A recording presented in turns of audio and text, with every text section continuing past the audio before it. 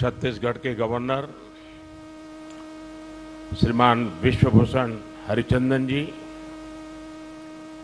मुख्यमंत्री श्रीमान भूपेश बघेल जी, केंद्रीय मंत्रिपरिषद के मेरे सहयोगी भाई नितिन गडकरी जी, मनसुख मांडविया जी, रेणुका सिंह जी, राज्य के उप मुख्यमंत्री श्रीमान टी.एस. सिंहदेव जी, भाई श्री रमन सिंह जी, अन्य महानुभाव, देवी और सज्जनों, छत्तीसगढ़ की विकास यात्रा में आज का दिन बहुत ही महत्वपूर्ण है, बहुत बड़ा है। आज छत्तीसगढ़ को 7,000 करोड़ रुपए से अधिक की परियोजनाओं का उपहार मिल रहा है।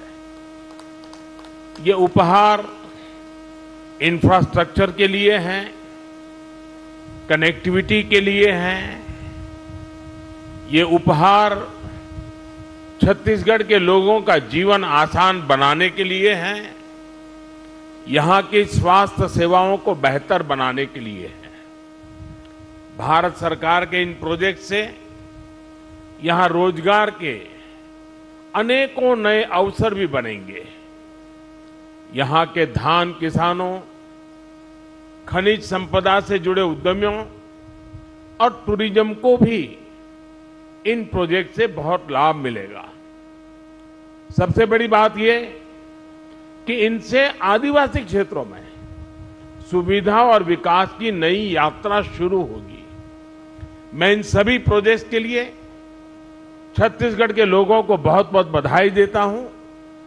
साथियों, भारत में हम सभी का दशकों पुराना अनुभव यही है कि जहां इंफ्रास्ट्रक्चर कमजोर रहा, वहां विकास भी उतनी ही देरी से पहुंचा। इसलिए आज भारत उन क्षेत्रों में अधिक इंफ्रास्ट्रक्चर विकसित कर रहा है जो विकास की दौड़ में पीछे रह गए। इंफ्रास्ट्रक्चर यानी लोगों के जीवन में आसानी, इंफ्रास्ट्रक्चर यानी व्यापार कारोबार में आसानी, इंफ्रास्ट्रक्चर यानी रोजगार के लाखों नए अवसरों का निर्माण और इंफ्रास्ट्रक्चर यानी तेज विकास। आज भारत में किस तरह आधुनिक इंफ्रास्ट्रक्चर विकसित हो रहा है, यहां छत्तीसगढ़ में भी नजर आता है। पिछले 9 वर्षों में छत्तीसगढ़ के हजारों आदिवासी गांवों में प्रधानमंत्री ग्रामीण सड़क योजना के तहत सड़कें पहुंची हैं। भारत सरकार ने यहां करीब 3,500 किलोमीटर लंबी नेशनल हाईवे की परियोजनाएं स्वीकृत की हैं। इसमें से लगभग 3,000 किलोमीटर की परियोजनाएं पूरी भी हो चुकी हैं। इसी कड़ी में आज रायपुर कोड़ेबोड़ और बिलासपुर पथरापाली हाईवे का लोकार्पण हुआ है।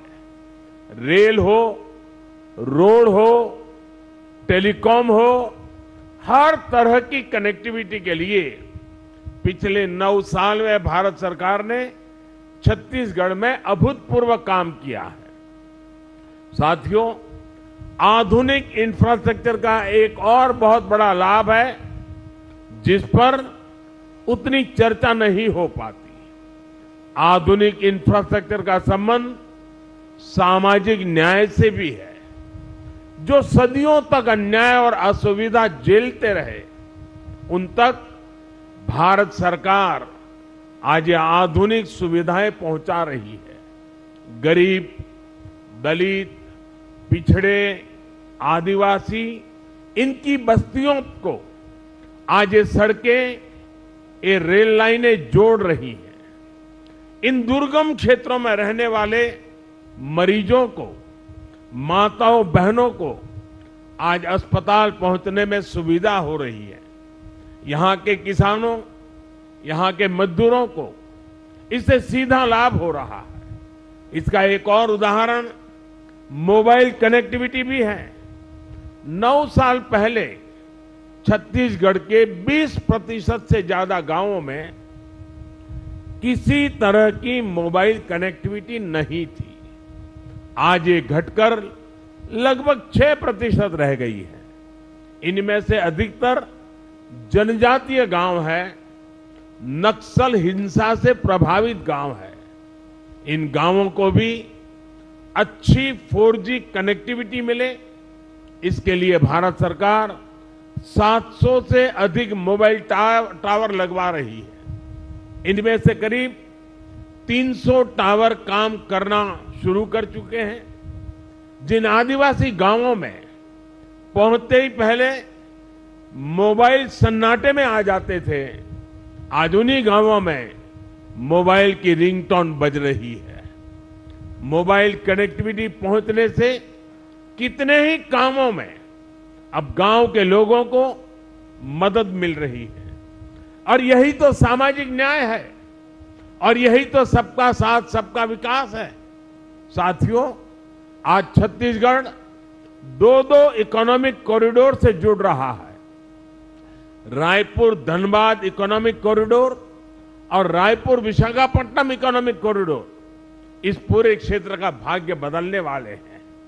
ये आर्थिक गलियारे उन आकांक्षी जिलों से होकर गुजर रहे हैं जिन्हें कभी पिछड़ा कहा जाता था, जहां कभी हिंसा और अराजकता हावी थी।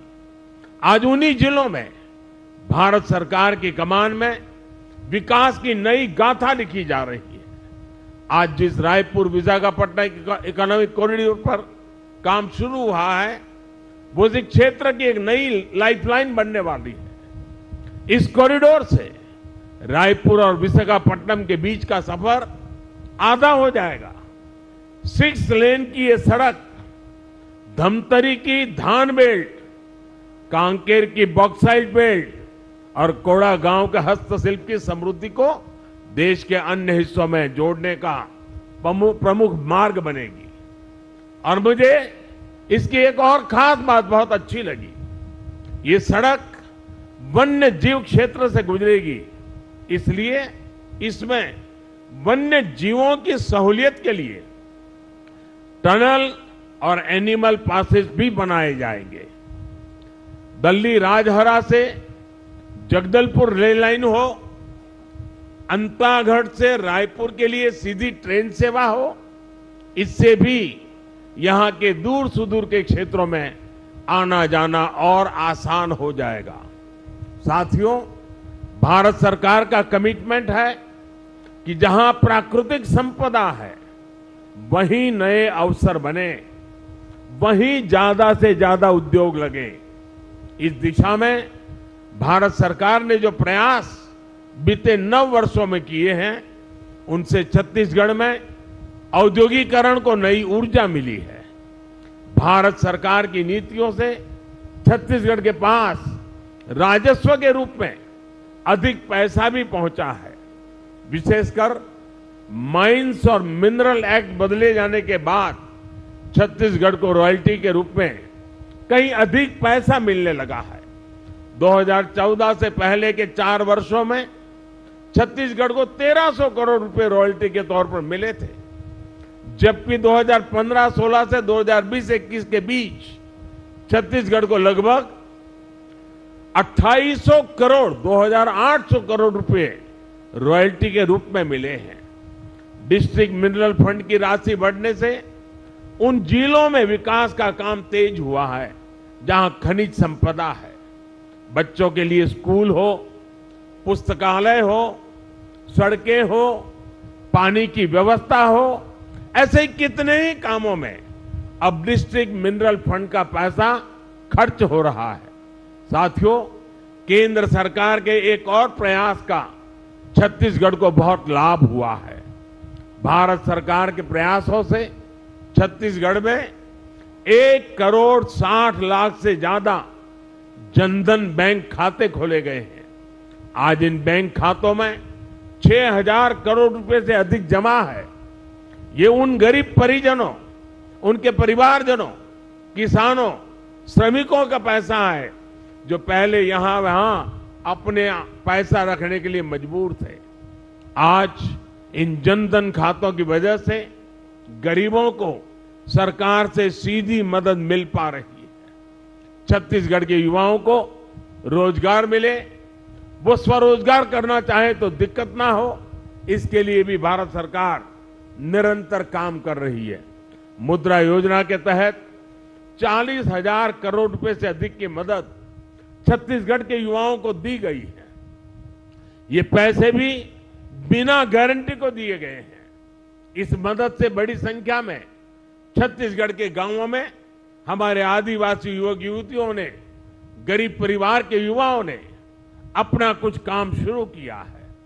भारत सरकार ने कोरोना काल में देश के छोटे उद्योगों को मदद देने के लिए भी लाखों करोड़ रुपए की एक विशेष योजना चलाई है। इस योजना के तहत छत्तीसगढ़ के करीब 2 लाख उद्यमों को लगभग 5,000 करोड़ रुपए की मदद मिली है। साथियों, हमारे देश में पहले कभी किसी सरकार ने हमारे रेहड़ी पटरी वालों की, ठेले वालों की सुध नहीं ली। इनमें से ज्यादातर लोग गांवों से ही तो जाकर शहरों में ये काम करते हैं।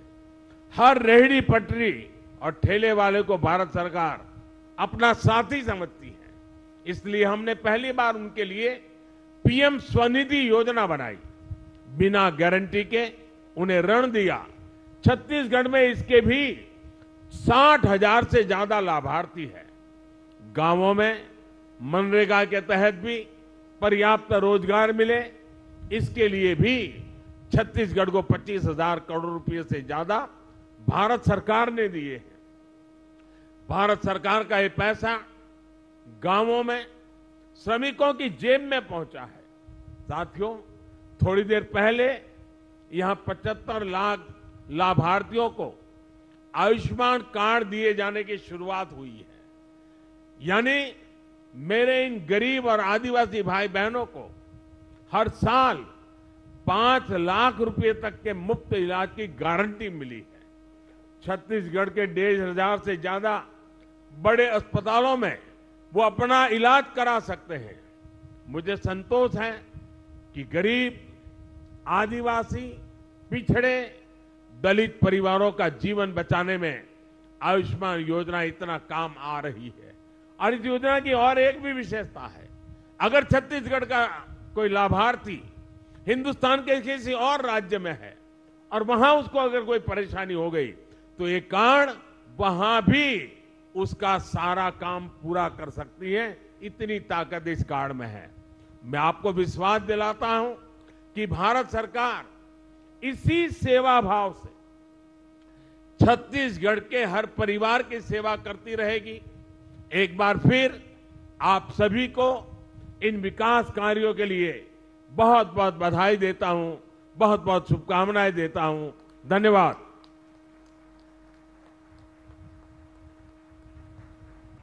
आपके ओजस्वी उद्बोधन के लिए आभार मान्यवर।